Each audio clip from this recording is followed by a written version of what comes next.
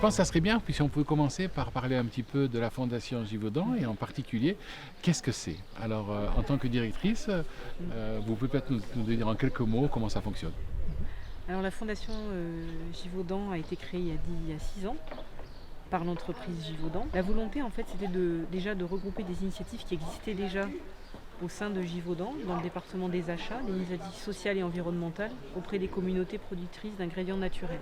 On s'est aperçu que si on voulait pouvoir les développer, mieux les suivre, les professionnaliser et s'assurer qu'elles subsistent dans le long terme, il était mieux de les séparer du business de Givaudan tout en étant très liés.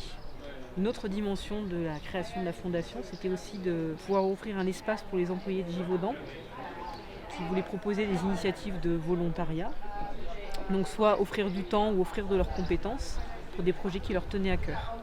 Donc dans les pays où Givaudan est présent. Si on a un projet qui sera financé par la fondation, c'est justement qu'il soit durable. Si on prend les projets dans les filières de naturel, on identifie quels sont les problèmes sociaux, environnementaux, encore une fois, en termes d'éducation, de santé, de protection de l'environnement, en écoutant, en comprenant ce qui se passe dans le pays et quels sont les besoins des communautés.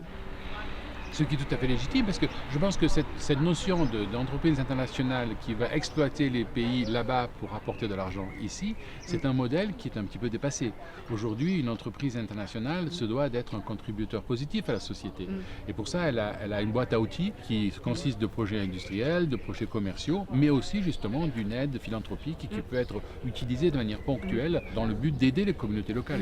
Et si on prend l'exemple de projets des employés, pas nécessairement dans les pays producteurs, mais autour des sites de l'entreprise Givaudan, c'est aussi l'occasion pour eux de mieux comprendre les communautés et de faire ce que j'appelle le mécénat de compétences, donc apporter des spécificités des employés Givaudan auprès de ces communautés.